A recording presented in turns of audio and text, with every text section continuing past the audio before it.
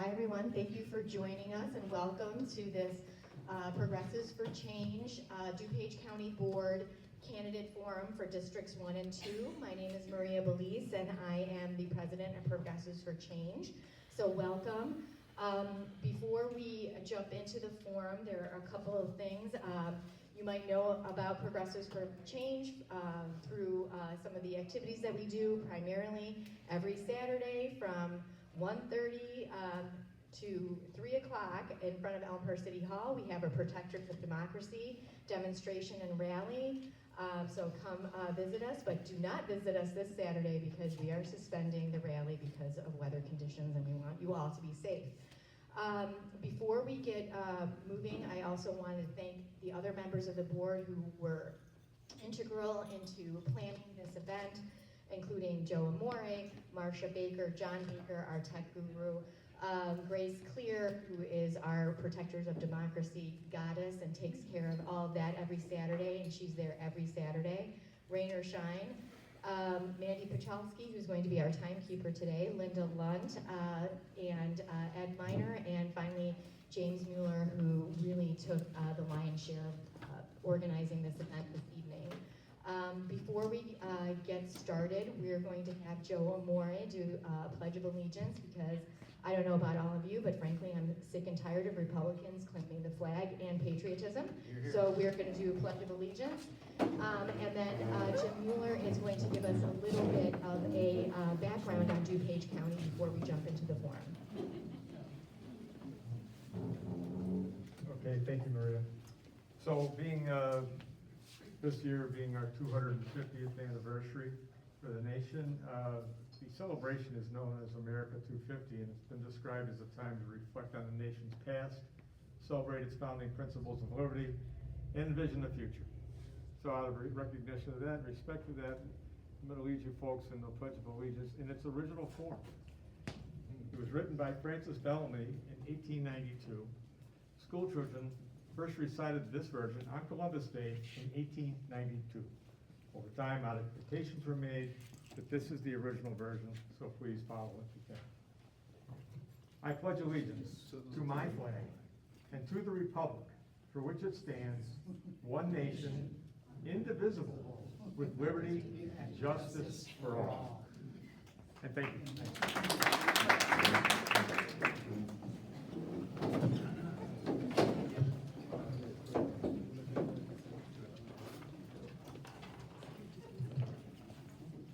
All right, first of all, thanks everybody for coming, everyone who came here in person, and especially to the candidates who all agreed to be here tonight in person.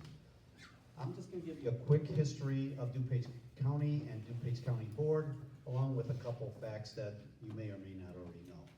So just bear with me for a couple minutes here. So European settlers first arrived in the area now known as DuPage County in 1832. And DuPage County was officially formed on February 9th, 1839, with Naperville as the first county seat.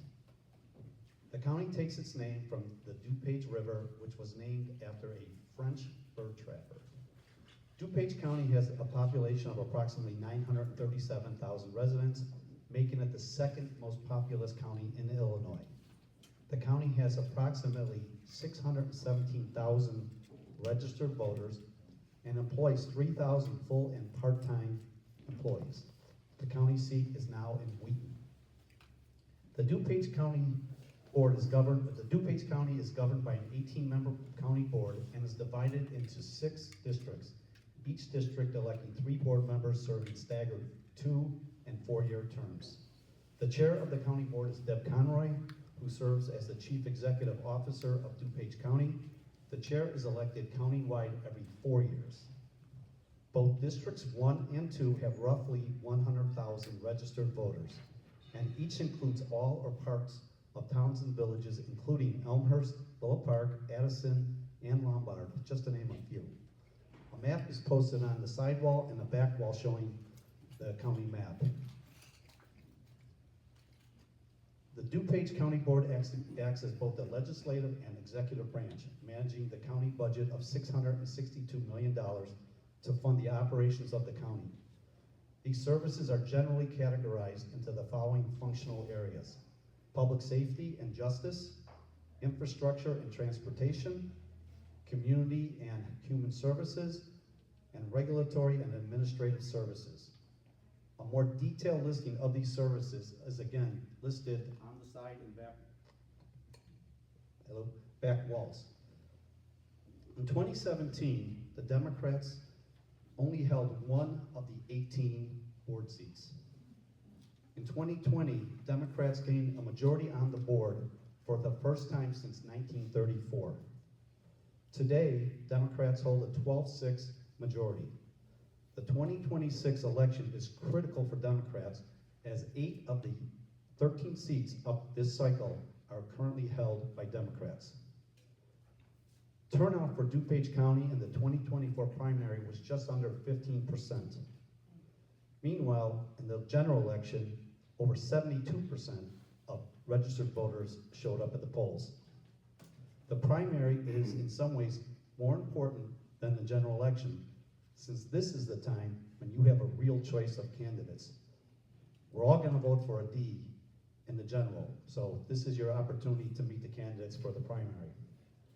Last, I'll mention early voting begins Thursday, February 5th at 5 locations throughout DuPage, and then on March 2nd at another 20+ locations, with the general election date being March 17th. DuPage County will begin mailing out ballots on February 5th, and they must be postmarked by March 17th to be counted. We're getting close, guys. It's almost that time. At this time, I'll hand it back to Maria to start the Q&A. Thank you, everyone. Thank you, Jim. So we're gonna get things started. A few housekeeping rules. I think I mentioned we are recording this session, so we're hopefully going to be posting it on our P4C Facebook page. Please turn off your cell phones if you haven't done so already, and refrain from side conversations. Since we are recording the forum, we want to make sure that everyone's being heard, and let's respect the candidates and keep conversations to a minimum, if not at all. And if you do need to take a call, please go out into the hallway. If you need to use the bathroom, there are bathrooms in the hallway. The way we're going to run the forum is we are going to go in alphabetical order from District 1 through District 2, both 2-year terms. District 1 has 2 candidates, 2 seats up, or 1 seat for a 2-year term. District 2 has a seat for a 2-year term as well as a 4-year term. And you can see all the candidates ahead of you. We're going to start with an opening statement, and then we will have 4 questions. 2 of those questions have been shared with the candidates so that they could prepare their answers. The other 2 are surprised, don't worry. Mandy Kuchelski is our timekeeper. She will give you the sign when there's 30 seconds left. You will get 2 minutes for each question. And then she has the stop sign. And if you don't stop, I don't even want to tell you what's going to happen with Mandy. So we will be starting with Nicholas Panicola, and to get things started, we will have our opening statement. All right, thank you. Good evening, everyone. Thank you for coming out tonight. I want to thank the Progressive for Change organization for hosting this event. My name is Nicholas Panicola. I'm running for DuPage County Board in District 1 for the 2-year term seat. A little background about myself. I'm a lifelong resident in the village of Bensonville. I currently have been a trustee in Bensonville for almost 9 years now. Professionally, I'm a small business portfolio manager at Millennium Bank. I work to help customers either starting or looking to start a small business. From gas stations and convenience stores to hotels and restaurants, I work with the Small Business Administration to help clients get the funds and resources they need to start a business. I understand their struggles that small business owners are going through, from operating costs to taxes to insurance and much more. It's important that the county and local governments work together to promote small business development and provide the resources they need to make them successful. I have also been a part of the village board in Bensonville that has seen the transformation of a community that many thought would disappear not that long ago, to a community that is thriving financially and a place that people are looking to move to. I am running to make DuPage County affordable so people who want to move into the county can afford it. If you're currently living in DuPage County, it should be a place that you are proud to live in. And most importantly, I'm running because I want to protect and enhance your quality of life that we all deserve living in DuPage County. Thank you. Thank you. Next Next, we have Dr. Maria Sinkiel. Thank you, Progressives for Change, for holding this candidate forum. So my name is Dr. Maria Sinkiol. I'm a grassroots community leader and a candidate for DuPage County Board, District 1. I hold a master's and a doctorate in social work, and I'm a social worker in the Addison Public School Districts and have been for the last 18 years. I'm also an adjunct teaching instructor at UIC and Aurora University, preparing the next generation of school social workers. I'm currently your elected College of DuPage Board trustee. I'm also responsible, I apologize. My responsibilities include everything from reviewing policy to overseeing the college's multi-million-dollar budget. As a daughter of immigrants, Mexican immigrants, who grew up on public assistance, I've always been driven to help my community. Before I was ever known as a political candidate, I was actually known as Maria de la Biblioteca, Maria of the Library. Families would come to me for assistance, applying for health insurance, benefits, even translating documents. I've even helped on DACA applications. I created a social work position at the Addison Public Library in 2015 to fill the gap that I was seeing in my community. When the position was threatened, I decided to run for office in 2017, and I ran and I kept the position, and it's still an essential resource for my community till this day. I have always led with action, whether that was setting up pop-up food drives or pantries during COVID, personally delivering food supplies to low-income apartment complexes, or actually collecting live bed bugs to bring into community development to advocate for my community, to protect them against a landlord that was taking advantage of them. I'm running not to represent a small section of my district that has resources, but I'm running to represent my whole district. For years, I've seen through my students' eyes and what families are struggling with almost 2 decades of working with children and families. I'm going to make DuPage a county that's more affordable, accessible, and equitable for everyone. I know the struggles of working families, and I will continue to fight for the county board. Thank you. Thank you. Melissa Villanueva. Hey everyone, my name is Melissa Villanueva. I'm a candidate for DuPage County Board District 1. So a little bit about me. I am an ecosystems builder. I've made it my life work over this past 11 years to build ecosystems that reflect progressive values that are human-centered at its core. Over the past 11 years, I've owned and opened Brew Point Coffee. So I found a coffee shop on Craigslist and scaled it to one of the fastest growing small businesses in the nation. I've done essentially what 0.004% of women of color small business owners have been able to do. And it really has been at the core of it is how do I build a system that is sustainable, that's successful, that is balanced, while also making sure that I'm someone who is grounded in integrity and using my platform to protect the vulnerable in every way, shape, or form that we possibly can. And so what that looks like has been, a business that a lot of you have seen and enjoyed over the past 11 years. But all of that has also been before being in politics.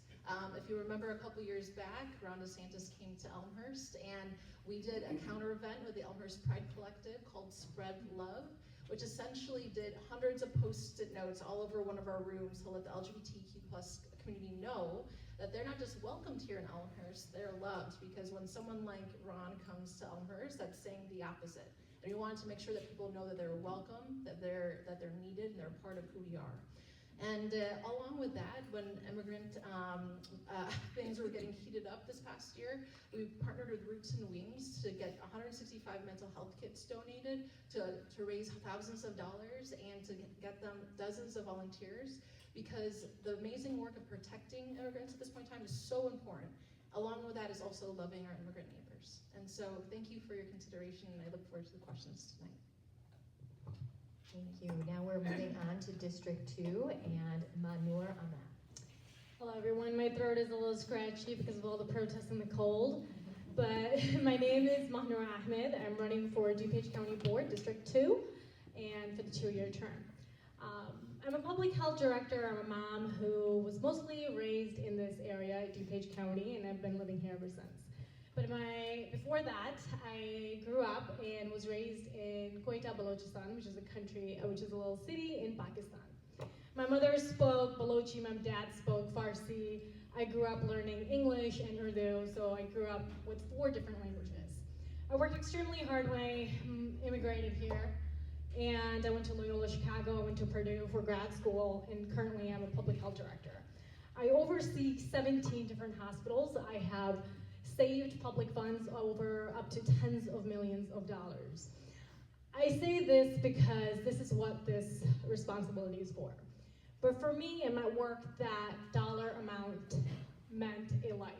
The dollar amount meant if someone is going to get treatment or going to end up at the ER and be another one of those casualties. That is the work I've done. That is what my experience has been. Currently, what is going on at the federal level trickles down locally. We are the first frontline fighters when it comes to the fighters who are in the Democratic Party.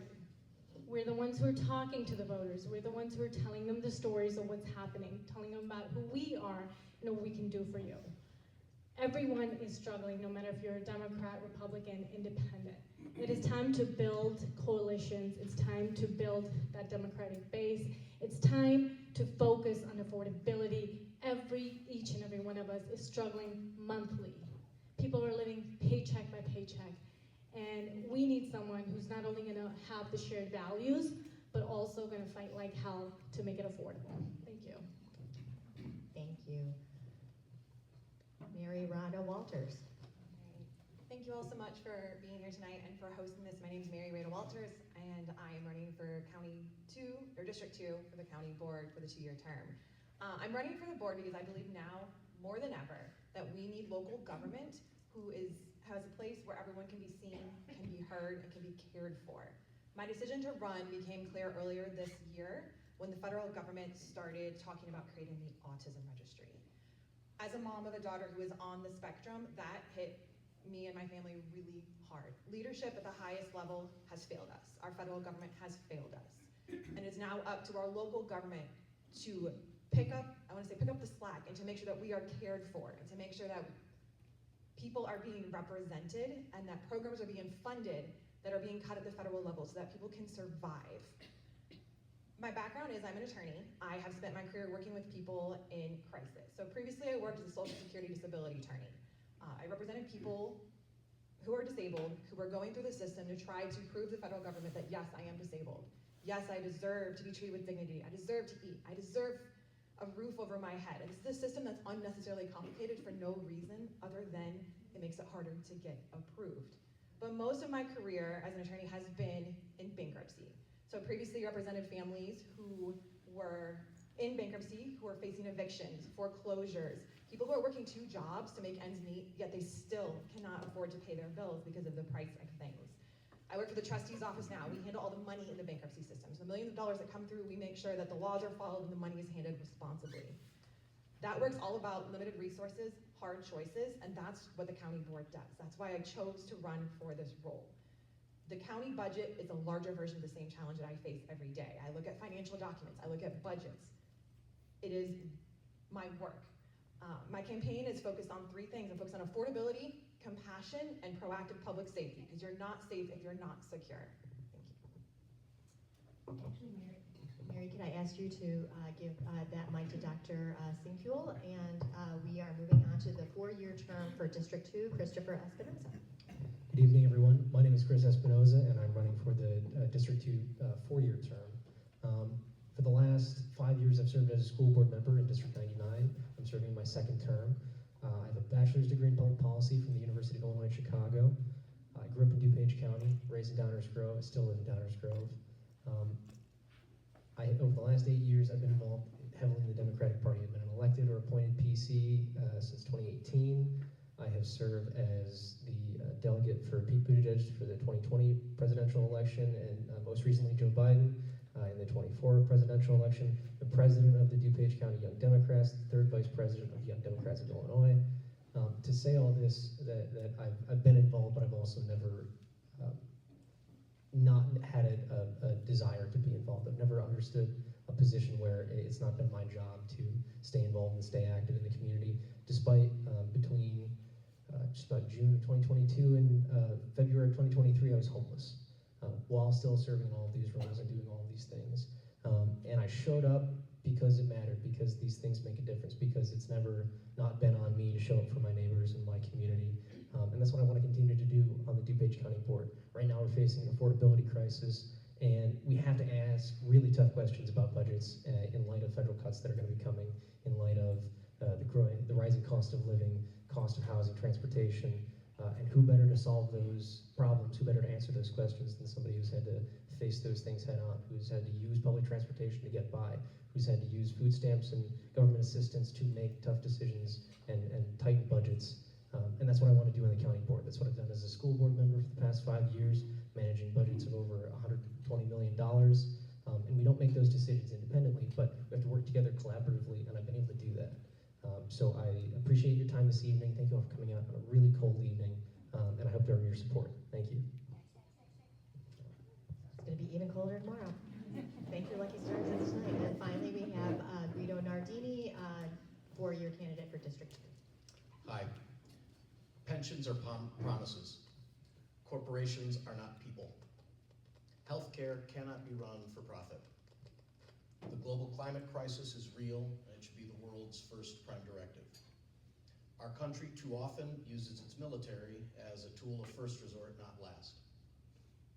A masked private army on domestic streets without judicial warrants and with no due process is un-American, and we need to hear our elected officials say that. Those are my heartfelt beliefs. Those are my progressives' bona fides. I'm a 53-year-old white man. I'm from a demographic that has taken more than it's given. I would like to serve. My name's Guido Nardini. I'm an alderman in Elmhurst. I'm running for DuPage County Board. Thank you, Progressives for Change, for doing this. I look forward to discussing DuPage County specific issues. Thank you. So now we're going to start with our questions, and if I hadn't mentioned it before, we're sort of going in an alternating order. So since we started with Nicholas Panicola, the first question goes to all candidates, but we're going to start with Dr. Sinkuel, and that question, which was not shared with candidates, is can you please identify what you think is the most pressing issue facing constituents in your district, District 1, and how are you going to work to address that issue? Thank you. So I feel like the most pressing issue is affordability. With increases in prices for gas, it mainly hasn't increased, but it has. But food prices, things that we used to do and enjoy, even movies, things that we like to do have all impacted our community, including the recent cuts at the federal level. You know, I see that firsthand with families who can't put food on the table, families who go to the food pantry, come to our schools and ask for assistance. I see that, I live that every day. So one of the main things is addressing, right, food insecurity, housing instability. Those are resources that we need to have more developed, accessible, you know, within our own communities. That means collaborating with other agencies and creating partnerships. Thank you. Melissa, same question to you. What do you identify as the most pressing issue facing your constituents, and how will you work to address that?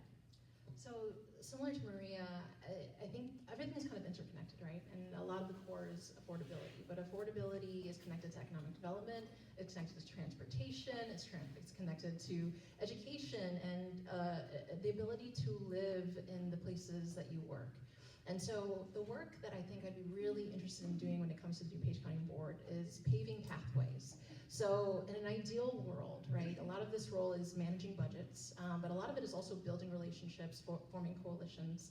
And imagine if, you know, people who go to COD or Elmhurst University, they're going to nursing and they're able to have an immediate pathway to a job at one of the many hospitals in our district or in our area. And then from there, they're being able to access the information around the first-time home buying incentives that the county is providing. So really just paving the accessibility and pathways for people, because the amount of students that I've talked to as someone who's employed many students over the past years, I've essentially seen that people study, they get loads of debt, they don't know what they're gonna do next, they can't find a job, they stay at home, and that is a common issue that is happening, not just in our county, but you know, nationwide. And so if we can build those pathways, the county's built so many amazing resources. It's all about building those relationships through these different organizations to be able to make sure that everything is accessible to the people who need it most.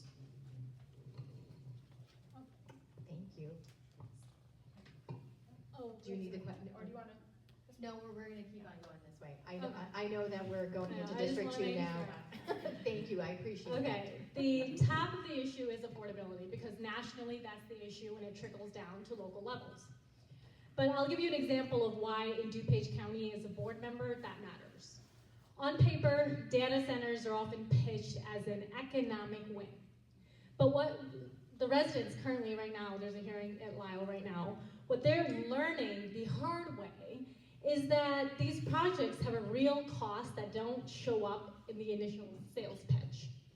Data centers use enormous amount of water and energy and electricity. They require major infrastructure upgrades. They put long strain on systems that residents actually rely on for their everyday life.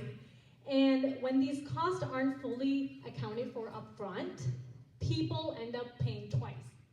And the way they end up paying twice is first through the incentives that are favorable that the county uses to attract these projects. Second, then later you get the higher property taxes, the higher utility bills, or the public spending of upgrading your water or your road or your power systems that support it. We're seeing the concern play out quite literally right now. And we saw it in our neighboring communities where residents get pushed and asked very favorable questions like, who is actually ending up with the cost here?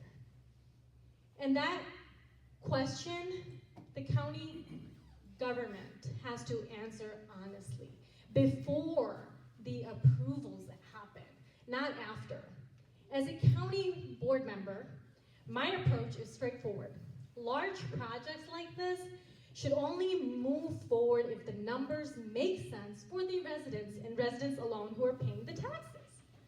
That means looking beyond the headlines and asking, what does the cost of our water system, infrastructure, and taxpayer mean in 10 or 20 years down the line? Thank you.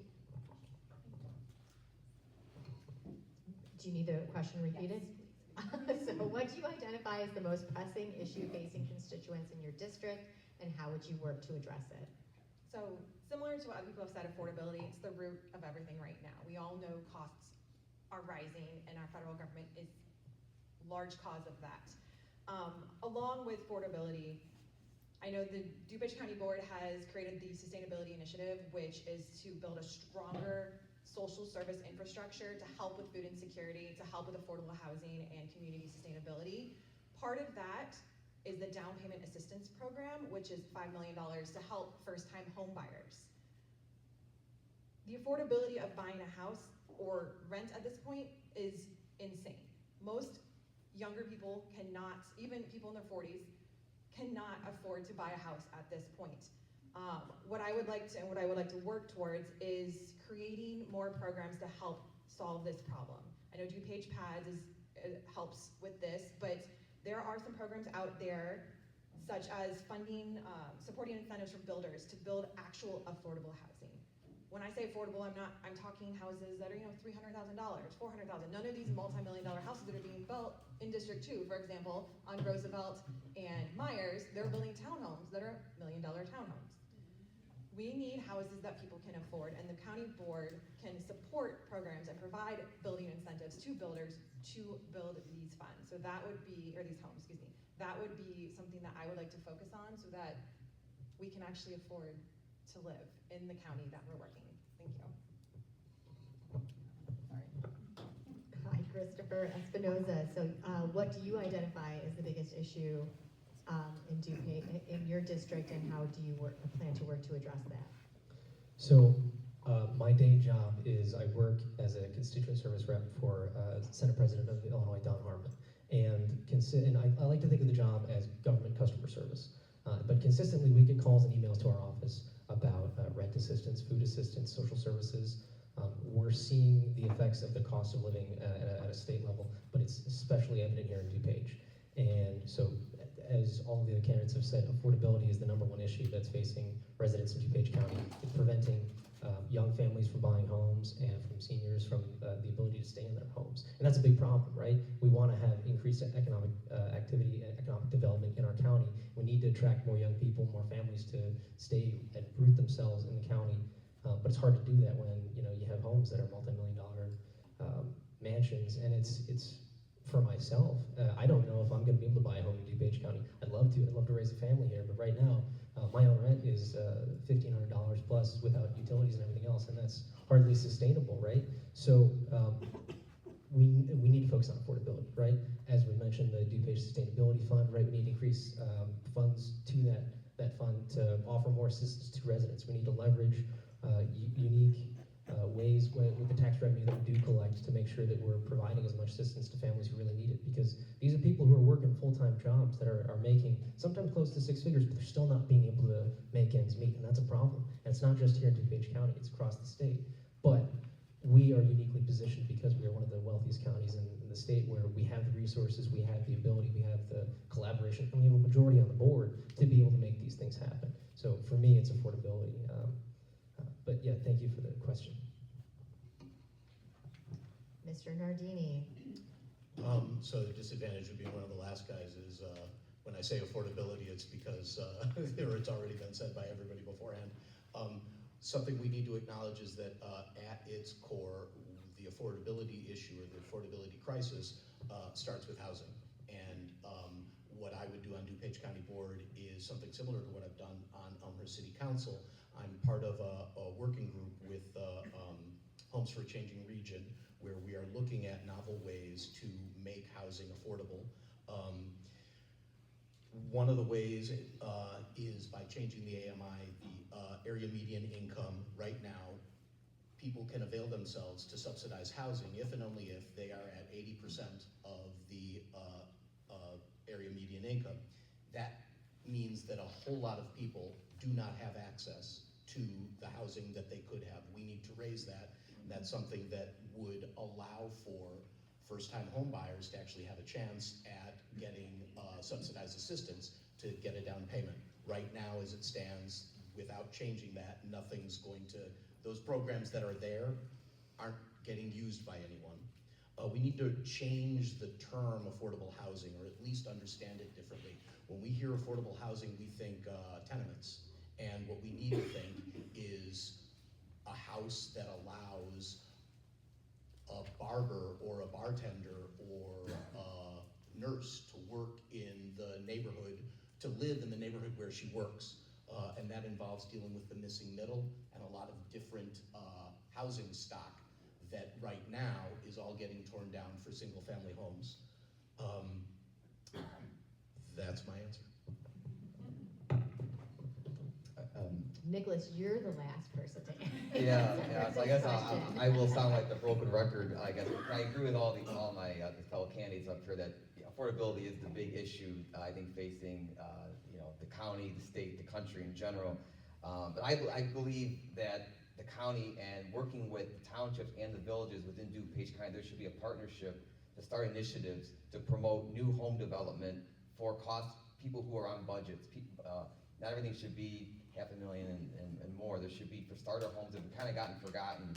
I think for first-time home buyers, people are moving into their forever homes now because they can't afford to buy the first house to begin with. So I believe, I work in banking. I speak a lot to our clients who own real estate, who have renters.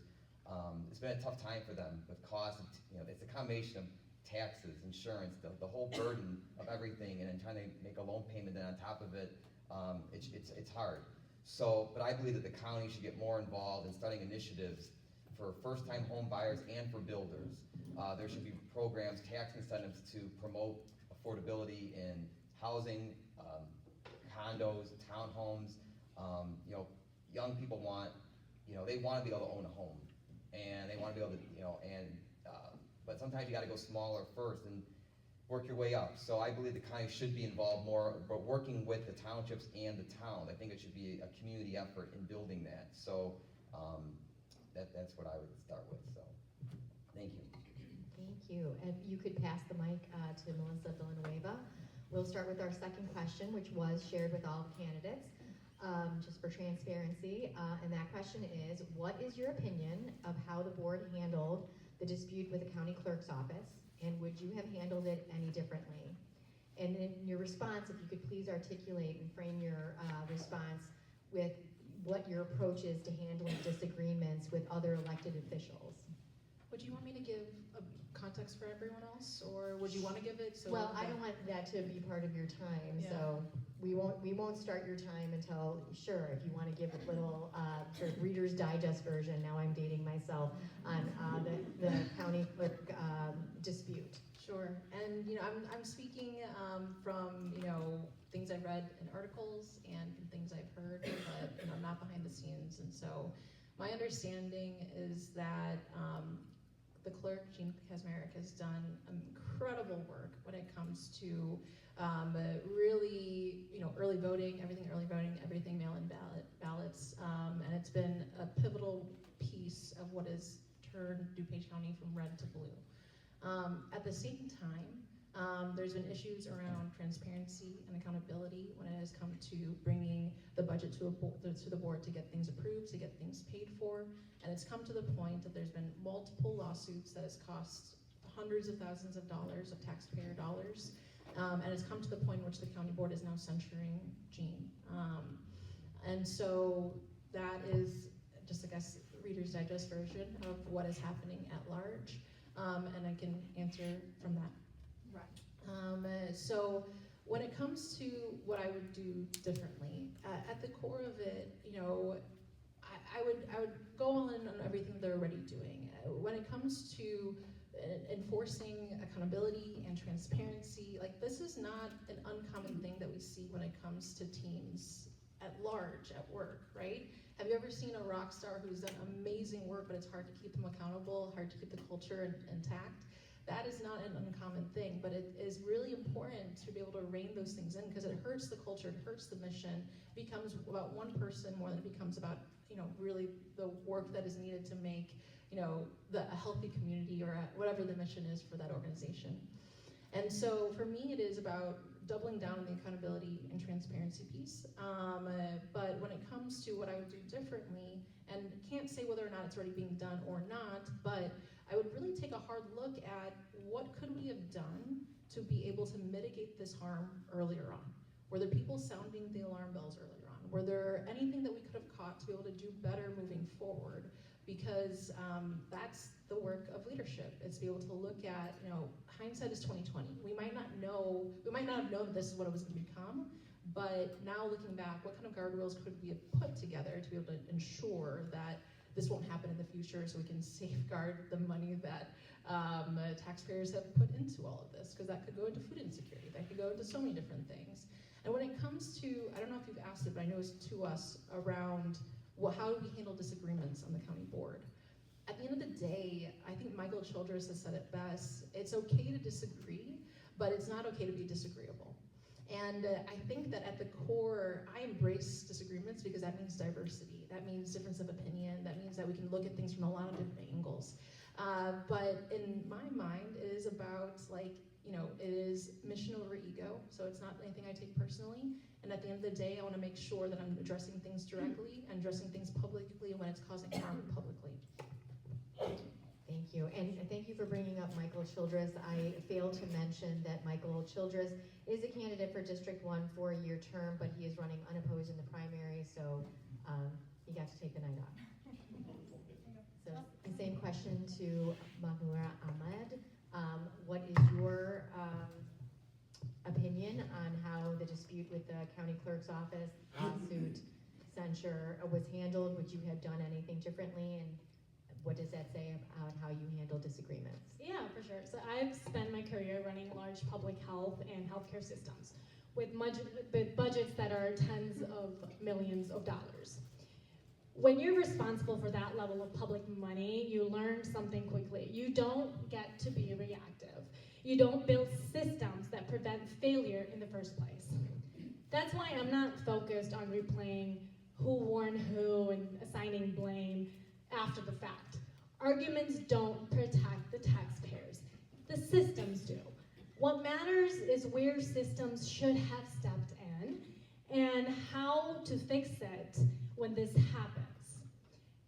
In the systems I've run, every single high-risk deadline is formally tracked. Not remembered, not emailed, tracked. If something isn't completed leadership knows like that, immediately. Not weeks later, not when the money is already at risk. That's how I've helped safeguard and save millions of dollars of public funds. That means that saved public lives. Second, there's no one point of failure. When one office action can seriously take some financial consequences, there's always a shared accountability, as she had mentioned. And second off, a compliance check and a confirmation that says this is done and we have to protect this. Third is escalation. Automatic and something that is professional, not political, not public. If something stalls, there is a clear chain. Who is going to step in? Who has the authority? And what is we doing next? With the right safeguard, disagreements do not spiral. Mistakes do not become losses, and taxpayers are protected. That's what a competent government looks like, and that is what I bring. Thank you.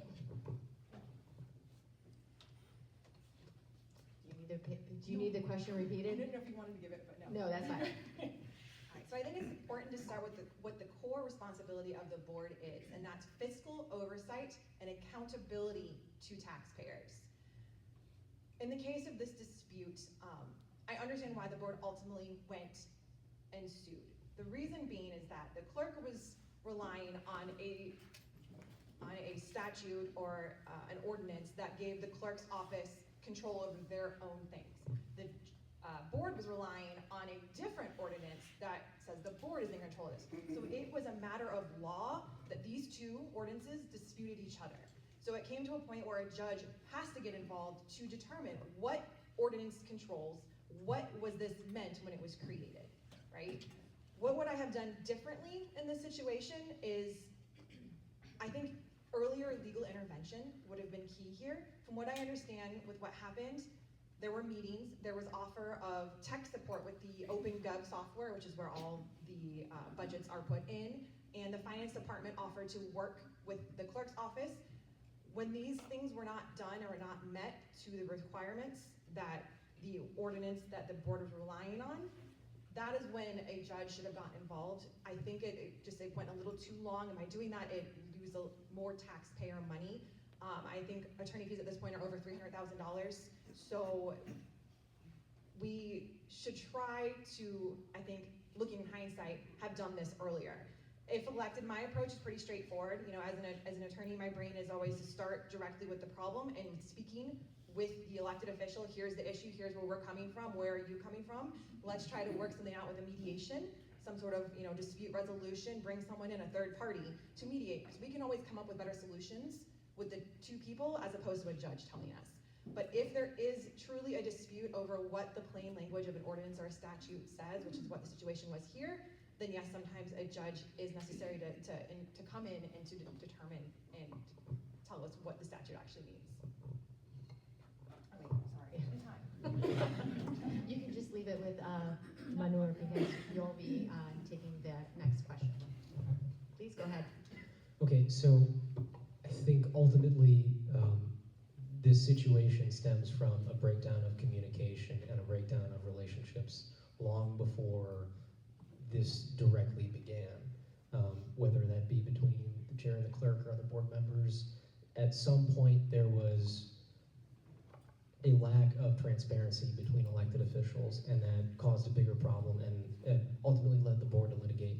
And I think in this particular situation, that was the necessary step for the board to have taken, because I think the clerk is not acting efficiently and not managing responsibly our taxpayer dollars. They're not serving the constituents, the residents, the way that they were elected to do so, and that's a problem. They've done a lot of great things for our election division, but that's not enough. That's a part of the clerk's job. But I think it stems from a larger issue of, you know, not developing relationships with other elected officials, even those that you disagree with, right? Because we're all unique people with different backgrounds, and we have to get along and figure out how to work while managing our own interests and our own egos. And I think from that perspective, my approach is always to develop personal relationships with these people as early as possible and see them for the people they are in addition to the elected positions that they have. I'm very fortunate to have good working relationships with most of the county board members that are currently seating and a lot of other countywide elected officials. So I think just furthering those relationships and really understanding when they're making decisions, what perspective is it coming from, what motivations are they taking, and ultimately, how can we continue to work collaboratively and keep an open amount of dialogue where we don't have to get to this place, because it's cost now DuPage County hundreds of thousands of dollars in legal fees that could have otherwise gone to more pressing issues. And I think ultimately, whether the board decided to litigate or not, it was necessary, and it's a shame. But thank you. So the backstory is that the clerk is an autonomous department. That's true, but that department is still obliged to follow accounting procedures like every other department, and the clerk's office has to respect the procurement process. Clerk Kazmarek has done neither of those. Also, she doesn't give a budget annually, and she doesn't meet with the CFO or meet with the finance committee. That's broken. Under Chair Conroy, the board sought clarity in Springfield, and it was confirmed that procurement process, anything over $30,000 must follow a predictable procurement process, and that she has to follow the accounting procedures that every other department in the board does. She ignored that again, and that's when the Attorney General got involved. That's when a lawsuit occurred, and now, after she lost, she's appealing it. That, as Democrats, makes us look incompetent. As a nerd of governance, of just how the system works, that's broken. And I support a candidate who will follow the law and make sure that both procurement over $30,000 and accounting procedures, just like the sheriff's department, just like all the other departments, follows the rules. The second part of the question was, how would I deal with a disagreement? I have a policy on Elmer City Council. Anything that I would say negatively about one of my colleagues, I make sure that I would say also to that person's face. I find that it is important to disagree with somebody, and anything that you accomplish backstabbing or behind somebody's back is far less valuable than looking the person in the face and saying, hey, what you did I disagree with, and it's because of X, Y, and Z. That strikes me as a mature way to deal with colleagues. Thank you for keeping me honest on the microphone musical chairs. No Nicholas Panicola, the question about the dispute with the county clerk, what would you have done differently, and what does that say about how you handle disagreements? Yeah, thank you. Yeah, the situation between the board and the clerk is very disappointing to see, especially us living in DuPage County. Ultimately, the taxpayers are the ones who lose out on all of this because we're funding both lawsuits on both sides. When you have one autonomous board going after another, it never looks good. I've seen that in Bensonville, where you have a village board, there's disputes going out, or a park district board, or a school board. It doesn't look good. You're not doing your job as elected officials to represent your constituents. Instead, you're infighting with other board. You're not accomplishing anything but getting more people aggravated in the process and causing a more distrust in government that you're already seeing today. So going to court would have probably been the last option I ever would have voted for to go if I was a county board. I would have tried every other option that there could have been before going to court to save money that could have been used for other services the county should be doing.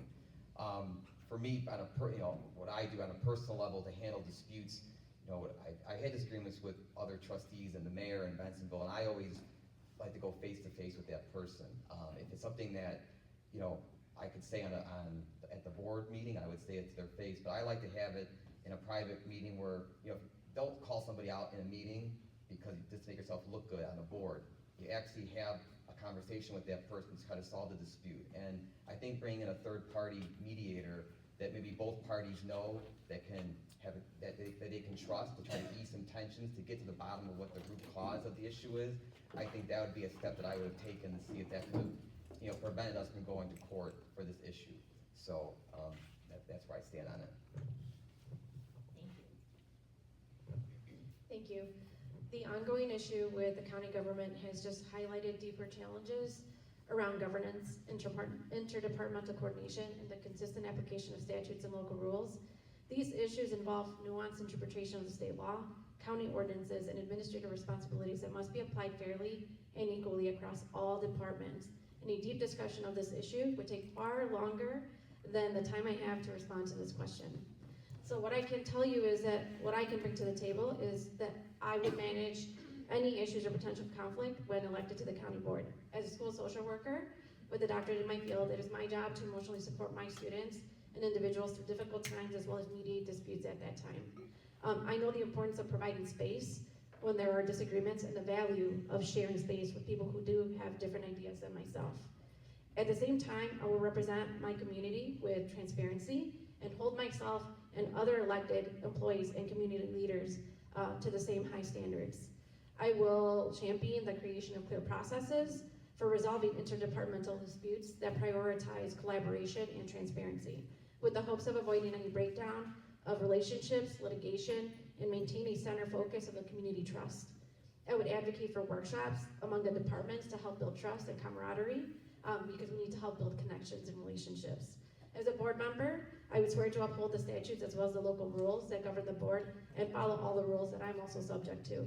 I want to strengthen training for officials, which would include myself and other department leaders on Illinois statute, local rules, and administrative procedures to ensure that all parties make informed and legally sound decisions. Thank you. We are going to move on to our third question, and we'll be starting with Manu Ahmad. And that question is, what principles guide your approach to budgeting, and how would you balance keeping property taxes affordable while maintaining essential services? So one of the issues with, property taxes is that they keep increasing, but people do not know what is happening. They just get a bill and it says, what's the amount, what's going on? We need to be transparent. We need to have accountability. We need to have meetings or letters to go out and talk points of what we are going to talk about and where is your money going? Wouldn't you want to know? So this also tickles down to the housing crisis that we have. And this isn't about people working hard enough. And it isn't about, one program that's gonna fix something for you. In DuPage, we've built something where there's an increasingly hard time right now. First-time buyers, young families, even seniors are looking to downsize. When supply is tight, prices go up, and no amount of financial assistance can fix that. That's just basic economics. So the money that we're throwing into these programs, we're not really fixing the core issue. And when it comes to the first-time homebuyer initiative, that does matter, but only if it is used correctly. Done right, it will help people bridge the gap between their down payments or closing costs so they can actually enter the market.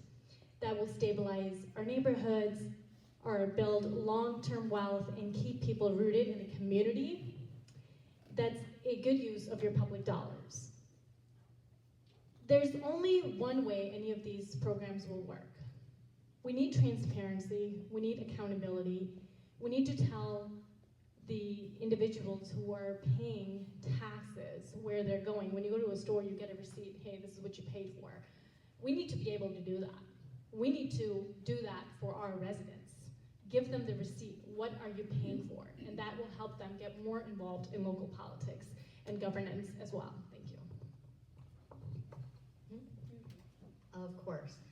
What principles guide your approach to budgeting, and how would you balance keeping property taxes affordable while maintaining essential services? So the property taxes that are paid towards the board is been capped for the past several years at 2%. So what that means is that if you have a $350,000 house, you're looking at about $129 of your property taxes that comes to the county board. 57% of the county board budget is from sales tax, about $149 million. So I think it's important when it comes to property taxes to keep that 2% or less, if possible, cap, so that we aren't the ones who are raising property taxes. Your property taxes, yes, they raise, a lot of that is your school districts, your libraries, your local taxes, all of those things, if you look at your bill. I think it's important to have fiscal oversight and to be accountable to taxpayers. To be accountable, you have to be out there in the community. You have to bring local government to the people. So I think it's important once elected to make sure that the people actually have a voice. I work for you. That is my job. So by doing that, not just by attending meetings, but making yourself available, knocking on doors even after the election, asking, hey, what are your concerns? What do you want to see the county funding? Having a newsletter that goes out either monthly or quarterly, monthly probably is best to say, this is what the board's working on. These are the programs we have. Letting people know that these programs exist. There's a program, for example, 211. I don't know if a lot of people know about that. Essentially, it's case managers are available if you need food, if you need housing, if you need something right then and there, you call that number instead of 911 and they will help you with assistance. It is important, and it is something that I am striving to, once elected, to make sure people know what is out there so they know what services to utilize. Thank you. Of course. The question is, what principles guide your approach to budgeting?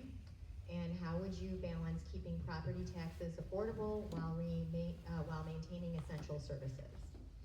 Yeah, so as Mary stated, property taxes are a small percentage of our county budget, and that's capped at 2%.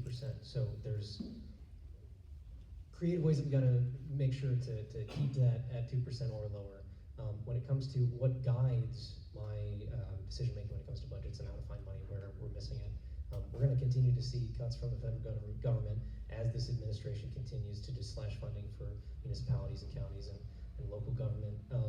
But we have the ability to find creative ways to look at our budgets and audit ourselves and make more responsible decisions, right? Whether that is delaying unnecessary capital projects, whether that is tightening when we can, where we have to look at the essential services first, right? We have to make sure that we're funding human services, social services, crisis center, et cetera. And I think that when it comes to those budgets, when it comes to making tough decisions on what's going to get cut, right? As a school board member, I'm seeing those cuts firsthand from the federal government, right? Our entire special ed funding was cut, and which is a small percentage of our budget, but it's still a couple $1 million. So we need to find creative ways to come up with that money to still fund the program because those services are still important for those kids. Similarly at the county, right? We have people who rely on us for our social services, and we have to continue to maintain those programs.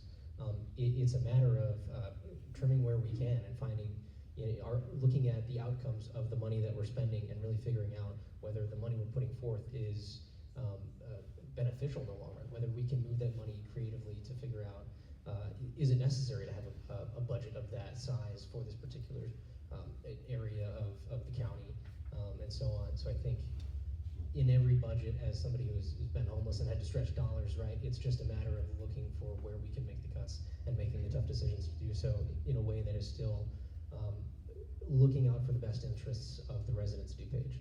Thank you. Thanks. So the first and most direct answer is my principle to budgeting is to make sure that we are balancing a budget.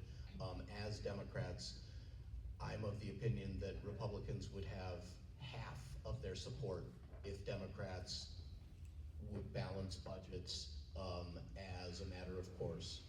An argument that is always made against Democrats is that we're crazy, hair on fire, tax and spend liberals. Well, not so much in DuPage County Board. AAA bond rating, under budget, surplus, a tight run ship. It's a proud moment of Democratic politics when you look at the DuPage County Board. They run a tight ship.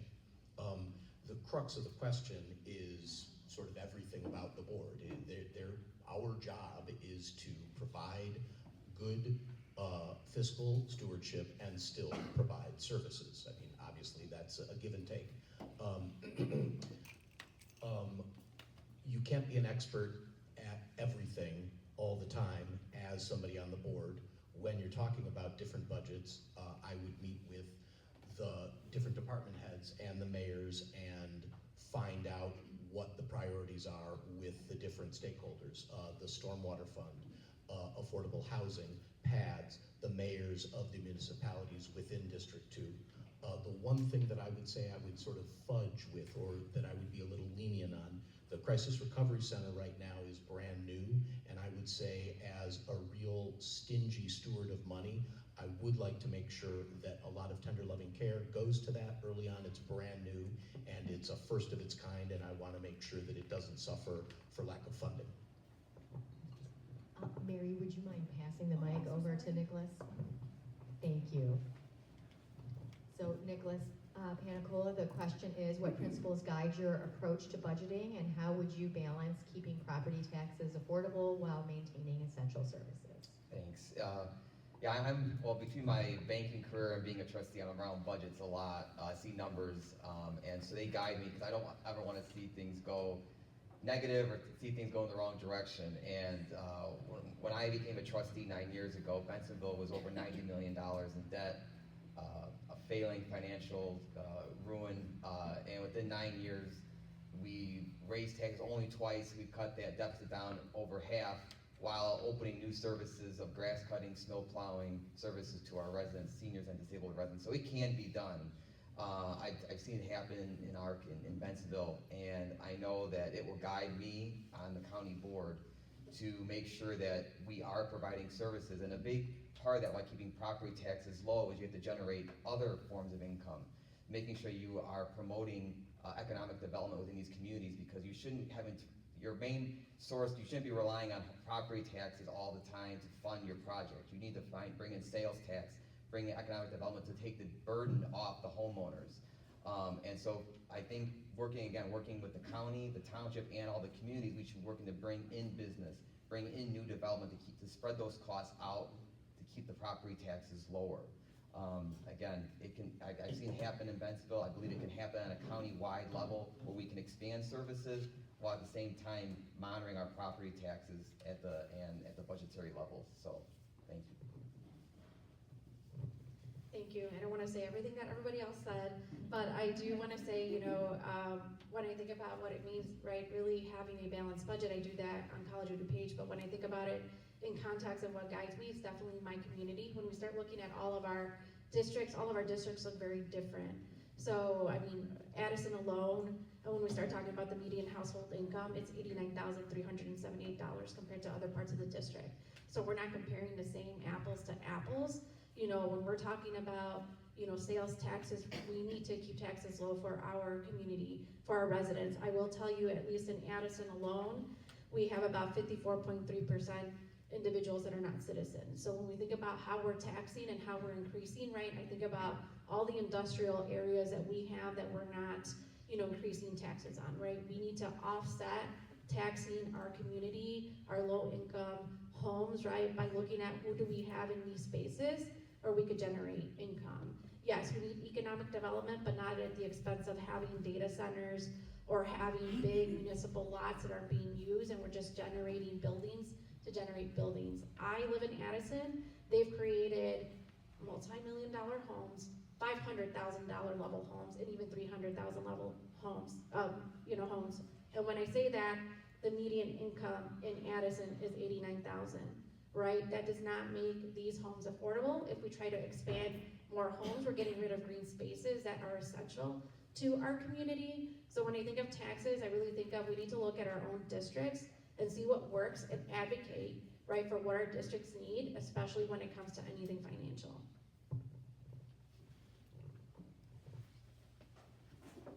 So this is a really exciting question for me. At the end of the day, this is why I'm excited to go onto the county board, is because economic development has been my background for the past 7 years. It's not just been being a small business owner, being on the ground of knowing what it's like to start with only a couple $100s in your bank account and try to have this large dream of what's possible. It's also been helping attract small businesses, and specifically diverse small businesses, to DuPage County. I've created over 6 events that have brought over hundreds of entrepreneurs every single time to DuPage County to be able to recruit to our area. Not only that, I've also helped, I've been an entrepreneur in residence for Innovation DuPage that specifically has been helping women and minority-owned businesses achieve nearly $1 million in grants, because only 10% of small business owners ever achieve $1 million in revenue, and only 2% of that 10% are owned by women, and only 20% of that is women of color. So the equity of what we need to bring up there is really important. I say all this because I aim to chair economic development my first year at DuPage County Board. That is what I want to do, because all the cuts that are happening at the national level, that means that, you know, everything that we're talking about, it's not just the cuts of what we currently have, there's national cuts happening, there's more needs that are happening in our district and districts across the land. And so when 57% of the budget is sales tax, when our businesses thrive, we have more resources to reinvest in all the needs that are coming down the pipeline. And I think now more than ever, we need to be able to be cash strong in that regard, so that we can make sure that when more things happen to SNAP, or more things happen when it comes to transportation, or anything happens in these other ways, we have the pots of money to be able to be autonomous as much as we can, and also to be as strategic as possible. So when you're talking about my philosophy when it comes to budgeting or my principles, it really is about maximizing. It is about creating efficiencies, seeing where we can be efficient, but also about enhancing our private-public partnerships so that the impact is doubled even when it's just the same dollar that we've had. Thank you. Can you pass the mic to Nicholas Panicola? Christopher, can you pass the mic to Maria Walters? And we are going to have our fourth and final question before we go to closing statements. And this is one that was shared with all the candidates because it's a long one, and it's about public transportation. So effective June 1st of this year, the RTA will be replaced by what will be called the Northern Illinois Transit Authority, otherwise known as NITA. The new authority will be governed by representation authorized by the DuPage County Board. So how will you work to prioritize transit needs in your district while working with other county board reps who want improved transit options in their districts? And all of this has come about because there was a major transportation bill passed in December of 2025 by the Illinois legislature. Thank you. So with this transition, DuPage has an important opportunity to shape the transit to actually reflect our community needs and how people move through our community. So for me, that starts with last mile connections. Those are some of the biggest transit gaps in DuPage. What that means is you get off at the Metro, how do you then get home? Or how do you get off on the bus, how do you get to your work? This is especially a challenge for seniors, for those that are disabled, those that don't have cars. So a lot of my clients take Ubers places, which is very expensive when we're facing affordability issues because there is not that last mile connection.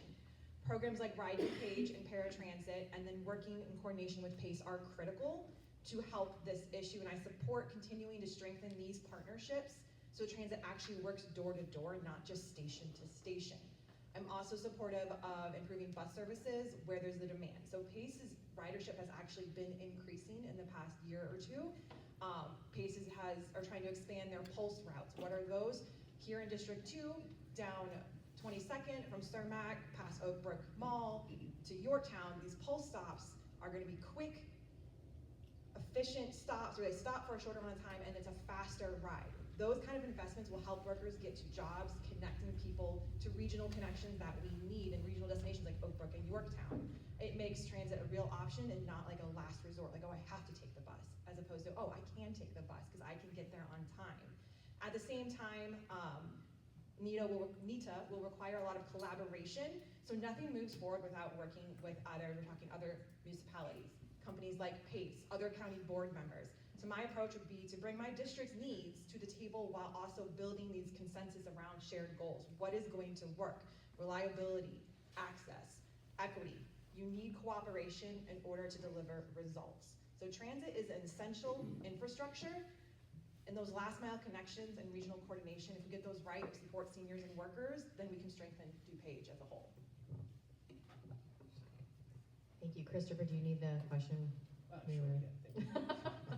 So effective June 1st, 2026, the RTA will be replaced by the Northern Illinois Transit Authority. The new authority will be governed by representation authorized by DuPage County Board. How will you work to prioritize transit needs in your district while working with other county board reps who will want improved transit options in their districts? Yeah, so I don't know if many of you have taken the bus recently in DuPage County, but it's incredibly difficult to get from one place to another. DuPage County is full of transit deserts across the county from each of the 6 districts. It's incredibly difficult to get from one place to another if you don't have a personal vehicle. And NETA was passed in last year, and its promise is to increase access to public transportation across a regional area, and I'm hesitant to believe it'll work as efficiently in DuPage County, right? It tends to prioritize the city a lot, so having representation on that board from DuPage is critical, right? I've had to rely on public transportation fairly often. I take the train to work every day, and luckily I live very close to the train station, so I can make that little walk. But for a lot of people, it's just out of range, and we have to work on closing the gap for the first and last mile connections. As Mary said, we have to work to make sure that we continue partnerships with PACE and other transportation companies to make sure that we're offering robust services to our residents.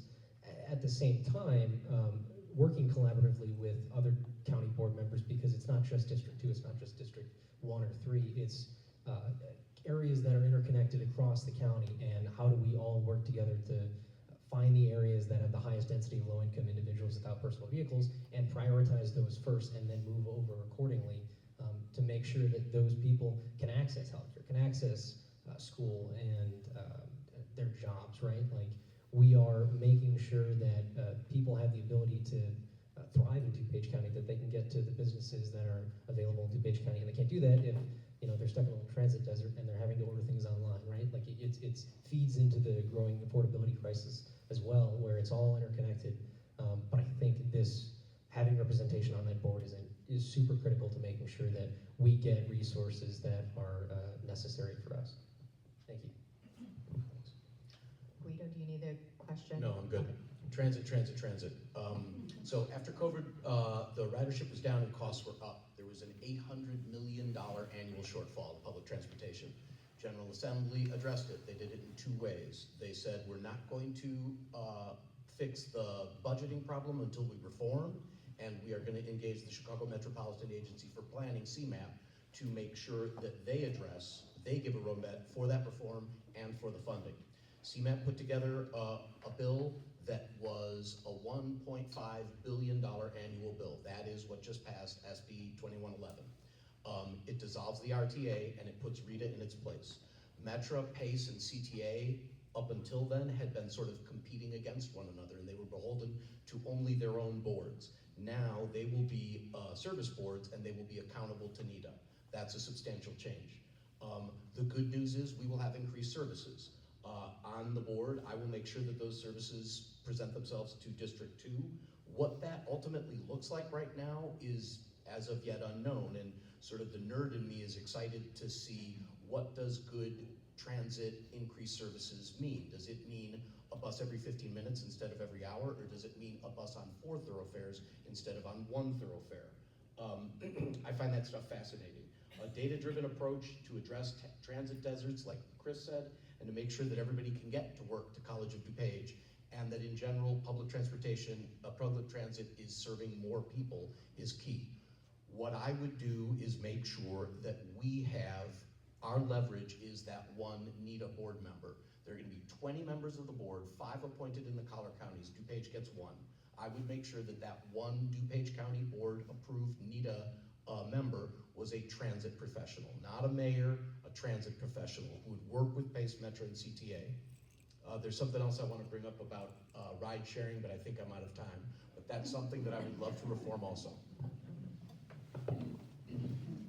Nicholas, do you need the question? No, I'm okay, thank you. No, I think it's really important that we expand the access throughout, not only Cook, but the collar county that this bill is looking at. I would really push to have subcommittees formed. They have representatives from each of the counties being represented, from Cook and the collar counties, as well as the tollway, PACE, and Metra. I'd like to see some kind of committee formed with consultants that can go out, present data to these members about what projects are the most urgent, where the funds need to be directed, And I think then you get input as well from hosting town halls in these communities where residents and business owners can also have their input on what they see must be, whether it's adding more stops, whether there needs to be more bike lane, things like that, to get input from the people who are on the front line seeing this every day. So I think having more outreach, whether from residents, businesses, and then having these committees, we can get a much better informed decision on what needs to be done. I think it's important that our voices are heard, that there's just not, these people who are not really involved making decisions on what needs to be changed when they don't really know what's happening on the ground. So I believe they are working collaboratively with the other counties, with the people from Metra, the Tollway, and PACE. We can come together and form a transportation network that benefits everyone in all the counties.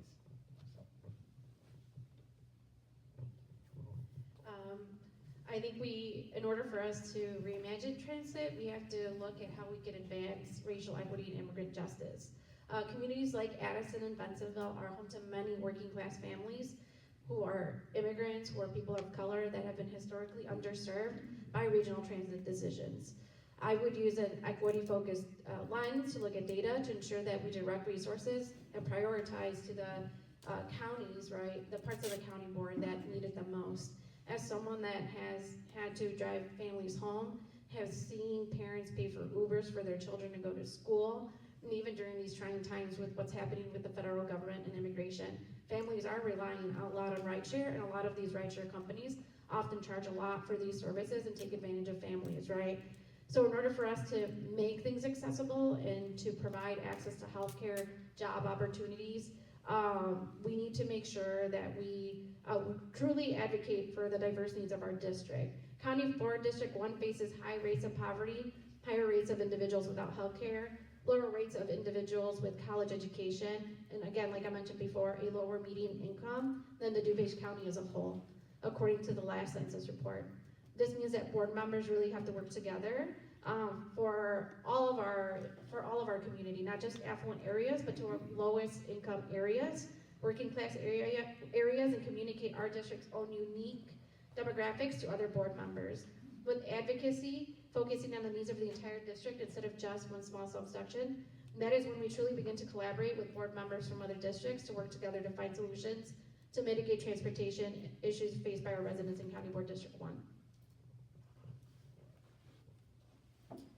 Yeah, I agree a lot with what Maria was saying. When I think about the 3 different markets and what public transit is all about, it is the lifeblood of how people get to where they need to get to, right? And so when it comes to immigrant families, when it comes to seniors, when it comes to students, public transit and what NITA is able to do, it really is about those first mile, last mile pieces, right? Because if you do think about it, how do you get to the Metra? How do you get, to where you go from after you get to the Metra? If it's taking 3 hours for you to get to COD, if it is taking you 2.5 hours and you have 3 bags of groceries, how do you do that with public transportation? So I am pretty excited about the investment or the transition with NITA, because it is an over a $1 billion investment into looking at what public transit can look like, not just for Chicago, but for the collar counties as well. And so when you think about it, it's really fascinating to think about how do we make these connecting pieces. But more than just that, the one thing that others haven't mentioned, because I do agree with a lot of what people have said here, is there's also the People Over Parking Act that's enacted through NITA, which is essentially making it so that municipalities cannot put regulation on minimal parking requirements for new developments. And so think about that. There's a lot of places that, where new developments are happening, whether it's apartments, condos, and there's a parking requirement currently in a lot of places. And so that means that there's more asphalt, there's more money being invested.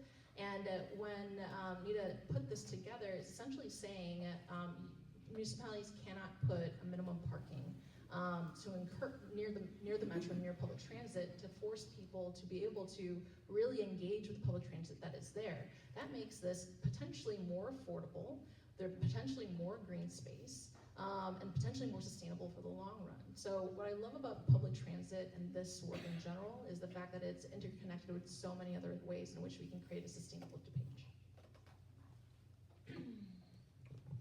Thank you.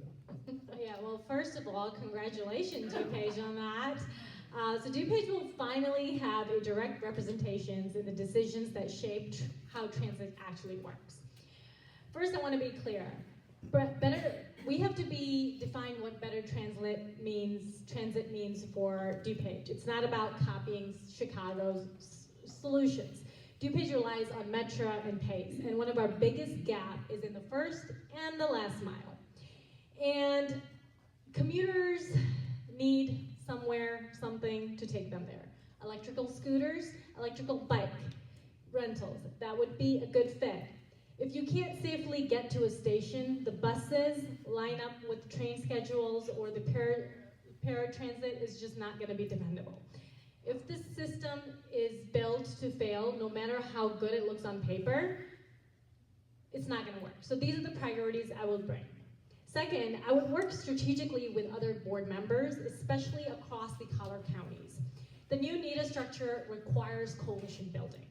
You don't win by competing district versus district. You win by aligning with your shared interests. Suburban counties all need reliable commuting, better pay services, and integrated fares and schedules that don't punish the riders for crossing some kind of agency lines.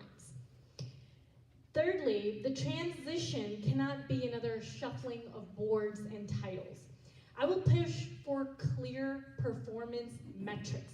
That means that we will watch the missed trips, the wait times, and the rider experience.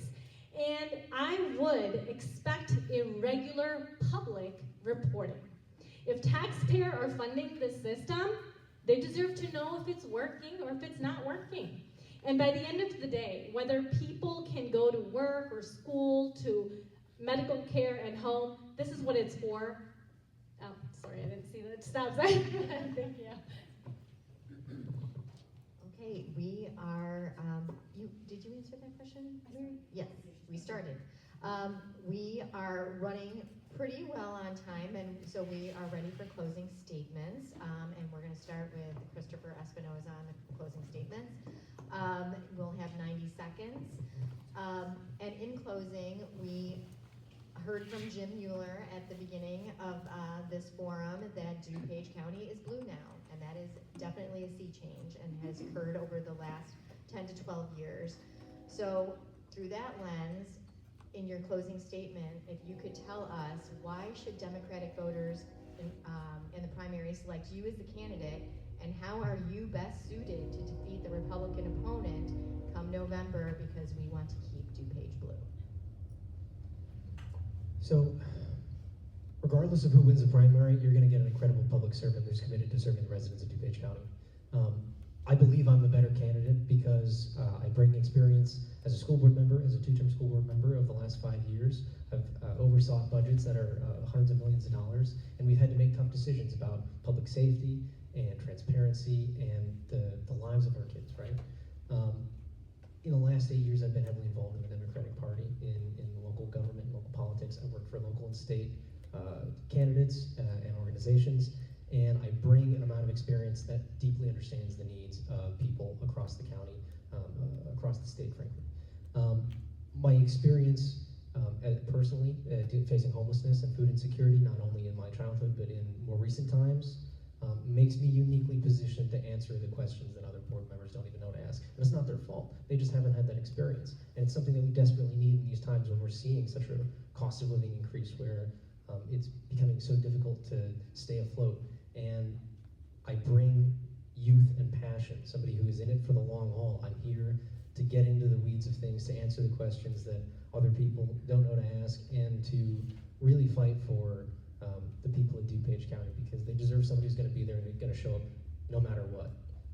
This is, for me, is incredibly personal because it determines the outcome of my life moving forward, whether I am able to afford a home, to stay afloat, etc. But thank you. Thanks, and thanks for saying that whoever wins, you get a valuable public servant. I appreciate it. Similarly, regarding this primary and the Republican candidate, I'm obliged to say that if I lose to Chris, I will be knocking on doors for him. I will be zealously campaigning for him. He is orders of magnitude on whatever we disagree with. He is orders of magnitude better than the Republican candidate. I know I can do the work. I know I will dedicate the time. I know I will roll up my sleeves. I've done it on Elmhurst. I enjoy doing the work. I will be a good steward of the county taxes. My day job is an owner-operator of Club Lago Restaurant. I have a little restaurant with my brother in Chicago, and I employ 13 people. I know what it means to make a payroll. I know what it means to be accountable to my employees. On the Elmhurst City Council, I oversee a $200 million budget that is immediately applicable to the work that would take place on DuPage. Why do I think I'm better to face the Republican? Because I have been waiting to face a Republican and ask him, what is it that your national platform reconciles with the values of DuPage County? What is it about immigrants poisoning the blood of our country that reflects good DuPage values? What is it about an authoritarian state with no due process on the streets of our cities reflecting good DuPage values? I'm waiting for that. I'm running because I care about this community. I'm running because I care about how the people in this community are treated. I'd be honored to represent you. I'd be honored with your vote. Thank you again for being here tonight. And I want to say I'm very proud to be running in this race with Maria and Melissa. I think we all bring different backgrounds and experiences that will be beneficial to the county board. But I do believe I am the best candidate and the most experienced candidate in this race to defeat the Republican candidate. I've seen what can happen in a community when we come together, such as in Bensonville, and build a community that thrives. I understand the importance of working with all the stakeholders, including local governments of townships and villages, to ensure all needs are being met. I think elected officials sometimes forget that they represent everyone, not just the people who support and vote for them. I want to be the candidate to work for everyone, no matter your political background. Everyone benefits if we work together to improve the daily lives of the people that we represent. This district means a lot to me. I grew up in Bensonville. I went to high school at Immaculate Conception. I got my MBA from Elmhurst University. My friends and family live here. I even bowl at Wooddale and Stardust, both of which are in the district. So you can be sure I want to see these communities thrive. I believe local government should be a resource to the people that it serves and represents. And I promise to be a voice for everyone, no matter your political background. I think now more than ever in the political climate that we live in, we need someone who will bring leadership, experience, but I think most of all, is compassion back. And so I believe I will bring this to the county board, and I'm that candidate to do that. So thank you. Thank you so much, Progressives for Change, all the volunteers, all the candidates that are here, and everyone else who's in the audience here. I appreciate it. As someone that grew up in Addison, I also have 2 decades of community work as Maria de la Biblioteca, also known as La Madrina de los Inmigrantes currently, because I do a lot of work and I'm involved in my community. I'm involved in my community in assisting the most vulnerable populations access basic services. One of the things that I did growing up, outside of just wanting to be in education, I became a social worker. I saw the gaps in my own community, went to go study, and I came back, haven't moved, and have always been here. One of the things I'll keep doing, even after this election, is I'm going to keep going, because our community relies on us. Doesn't matter where we are or what we do, they rely on us every day. It's something that I do in the mornings, which is why I'm running, and I think I'm best suited for this, is I wake up really early, and I start patrolling for ICE, in most of my communities here, because people need to go to work, they need to make their community safe, and they need to protect each other. So I feel like I am the best candidate for this, because I think about everyone, all of our community, not just our voters who could vote, but everyone, every person in our County Board District 1. So thank you again. I hope that I'm coming before you, asking you for your support, to support me for District 1 for County Board. Thank you. Thank you, everyone. This has been a wonderful time.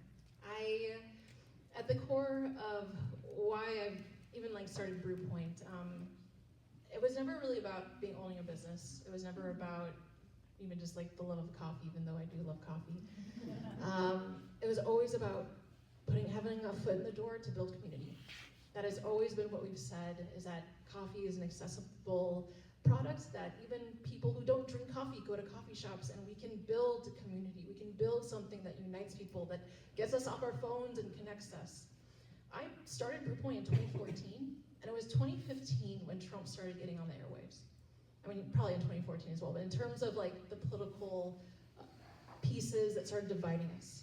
And I come from evangelicalism, and so it was a very startling realization of how different my values were from what I grew up with. Over the past 11 years, I've been incredibly committed to my values and making sure that we are bold and courageous, standing up for what we believe in, while still being a place that whether you count yourself as a Republican or a Democrat, we see you as a person. And that's why I think I've been able to navigate this really tight rope around how do you stand for your values, how do you stand for what you believe in, while also making sure you're treating people with the dignity of Imago Dei, the dignity of immense value of each person. And that is why I think that I will be able to, I'm the best person to defeat a Republican in the general. So elections in DuPage are won when we bring people together all around, not only by these shared values, but also by practical, tangible solutions.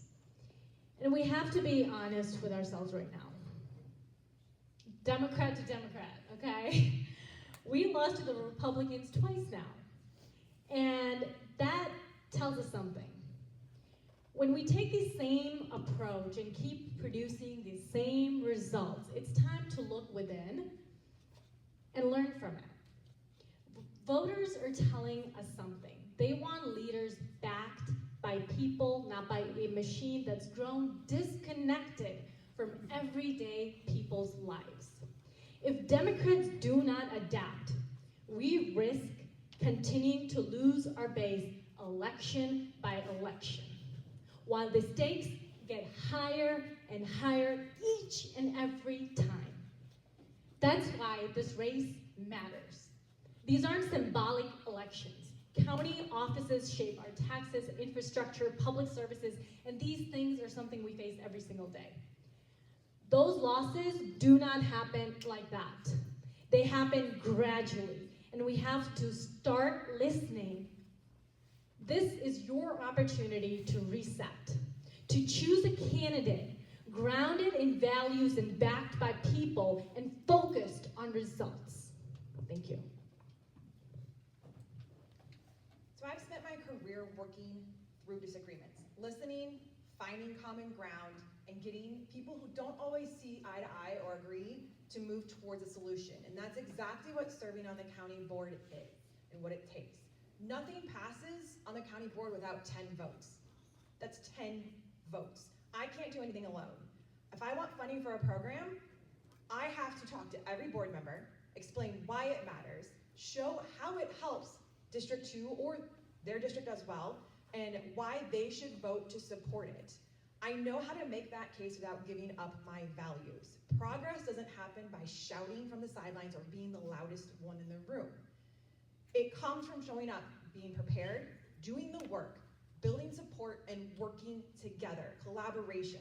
That's how we make progress for District 2. I bring that same professionalism to everything I do. In court, my job is to zealously advocate for my clients. On the county board, my clients will be the constituents in District 2, and I'll fight just as hard for them as I do in a courtroom. I believe in a government that meets people's basic needs, invests in mental health, housing stability, focuses on affordability, and compassion. I'm proud to be a gun safety candidate, and I am pushing for secure storage to protect kids and to protect our families. If DuPage is going to be a great place to live and raise a family, then it has to work for every family. I'm the strongest candidate to win against a Republican because I can bring the Democrats together. I have the budgetary experience. I understand when it's important to work together to get something accomplished. I understand how to advocate for District 2. That's the leadership DuPage needs, and that's the leadership that I bring to the table. Thank you. Ladies and gentlemen, it is 8:31. I think we did a really good job. So,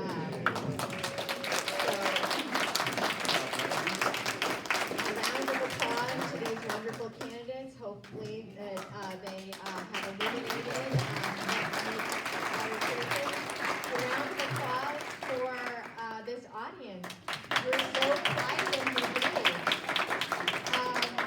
Last shout out, I believe all the candidates brought literature, so that's at the back of the room, and yard signs, if you are so inclined to take them. A shout out for the Progressives for Change. If you haven't looked us up, go to our Facebook page and join, and Signal, and to our Signal chat, so you can be aware of all of the activities that we'll be doing. And go out and vote. Early voting starts when? February 5th. And reminder, this Saturday, we will not be in front of City Hall. It is too cold. Stay home. Do some postcarding. Radio.